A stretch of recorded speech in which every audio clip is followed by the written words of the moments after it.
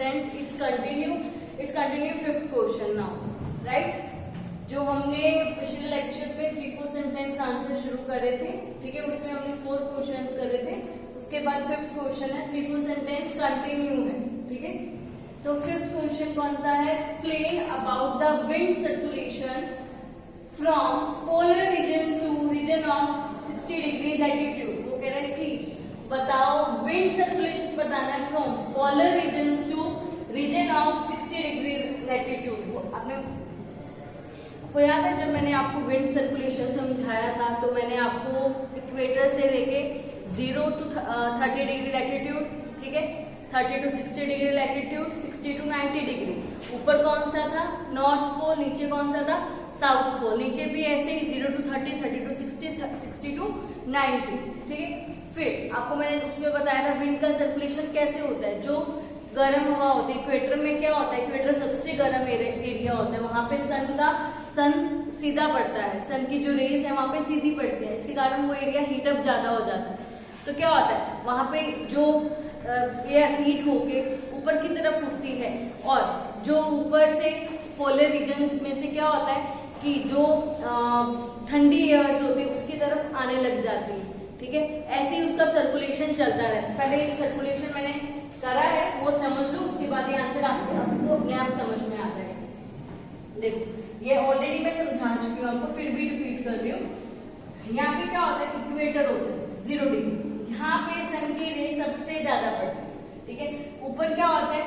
North, नीचे क्या होता है? साउथ। ऊपर नॉर्थ पोल होता है, नीचे साउथ पोल होता है, ठीक है। फिर क्या करते हैं?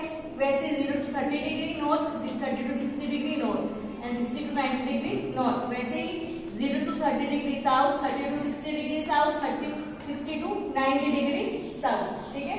फिर वो क्या करता है कि जो भी हमारी जो एयर्स होती है, देखो 0 डिग्री यहाँ पे क्या होता है कि सबसे ज्यादा गर्म एरिया होता है, तो यहाँ से ये एरिया में से जो गर्म एयर होती है वो ऊपर की तरफ उड़ने लग जाती है, ठीक है। अब उसकी जगह लेने के लिए 0 to 30 डिग्री में जो ठंडी हवाएं होंगी वो इक्वेटर की जगह लेने के लिए आ जाएगी।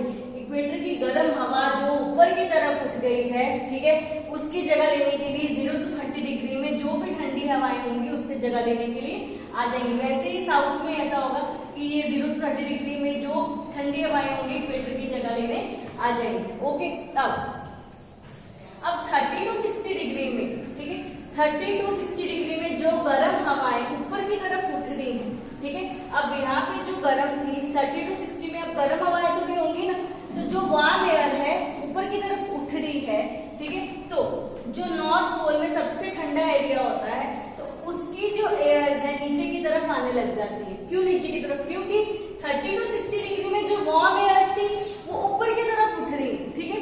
तो उसकी जगह लेने के लिए ठंडी एयर तो नीचे आएंगी ना, तो उसकी जगह लेने के लिए नीचे की तरफ आ गई। वैसे ही सेम ऐसे होता है 30 to 60 डिग्री में ये एयर उसकी जगह लेने के लिए ऊपर की तरफ उठ रही है। जो साउथ पोल वाली है ऊपर की तरफ उठ रही है, ऊपर की तरफ करी, और ये 30 to 60 डिग्री की जो गर्म हवाएं हैं वो उसकी जगह लेने के लिए आ जाती है। इसमें ऐसे ही होता है कि जो भी एक बार गर्म हवाएं ऊपर की तरफ उठती है और ठंडी हवाएं उसकी जगह लेने के लिए आ जाती है। क्लियर? देखो at the polar region the air is colder than at latitude about 60 degree. Polar regions में क्या होता है? Air is colder. ये जो रीजन है ना, ये पोलर रीजन सबसे ऊपर जो पोलर रीजन है ना नॉर्थ पोल, वहां पे क्या होता है कि ठंडी हवाएं होती है, ठीक है। तो इसमें आपको नॉर्थ पोल के बारे में भी बता रहा है कि वो नॉर्थ और साउथ सेम होता है, नॉर्थ में भी ऐसा होता है, साउथ में भी ऐसा होता है, ठीक है। आपको नॉर्थ समझ में आ गया, साउथ वैसे ही सेम होता है।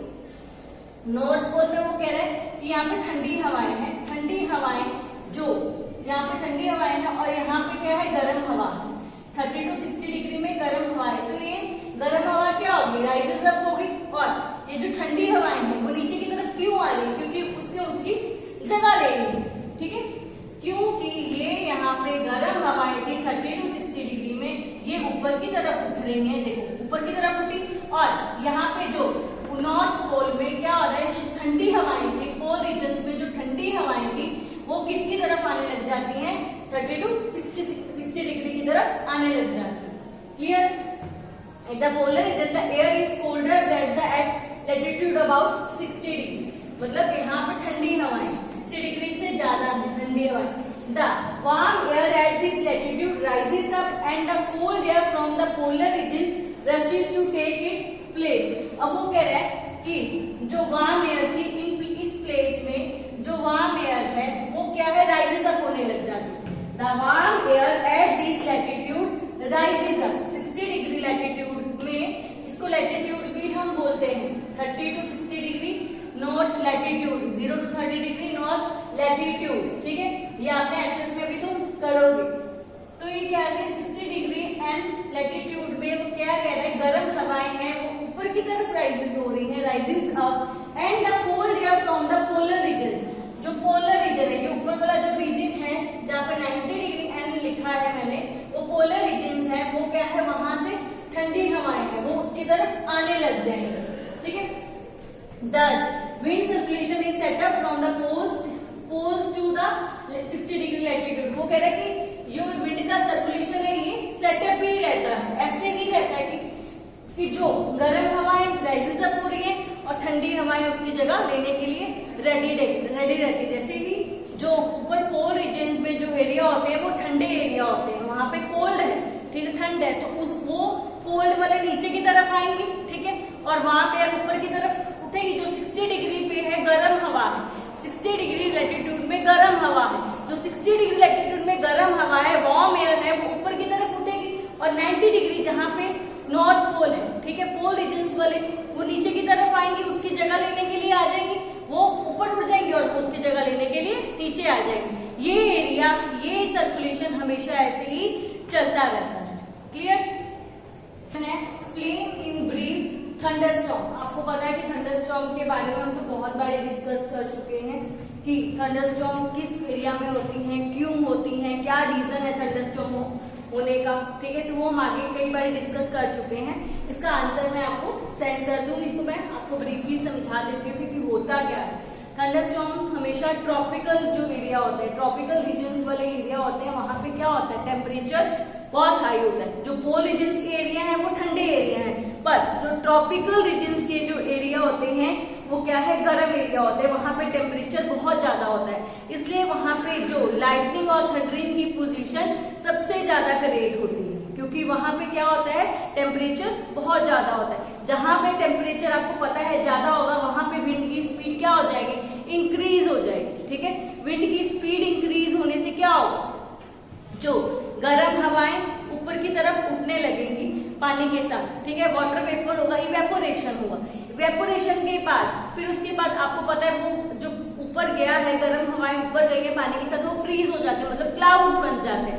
फिर उस बाद क्लाउड्स बनने के बाद फिर वो क्या आ जाते हैं, नीचे फिर लिक्विड के रूप में आ जाते हैं, फॉल हो जाते हैं, तो वो क्या हो रहा है, कंडेंसेशन हो रहा है, ठीक है। जब एयर राइजेस अप हो रही है, ठीक है, और फॉल डाउन हो रही है, जब ये दोनों चीजें आपस में क्या करती हैं, टकराती हैं, इवेपोरेशन और कंडेंसेशन आपस में टकरा देते हैं, तो वो क्या हो जाता है, थंडरस्टॉर्म की पोजीशन खड़ी हो जाती है।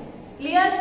ये हम बहुत बार डिस्कस कर चुके हैं, आप हमेशा अपने माइंड में समझा लो कि ये जब दोनों चीजें इकट्ठी होंगी, राइजेस अप, ठीक है, हीट राइजेस अप, प्लस क्या हो रहा है, ड्रॉप हो रहे हैं और रेनफॉल हो रही है, ये दोनों इकट्ठे होने चाहिए, तब ही थंडरस्टॉर्म की सिचुएशन खड़ी होगी, अदरवाइज वो थंडरस्टॉर्म नहीं हो। क्लियर?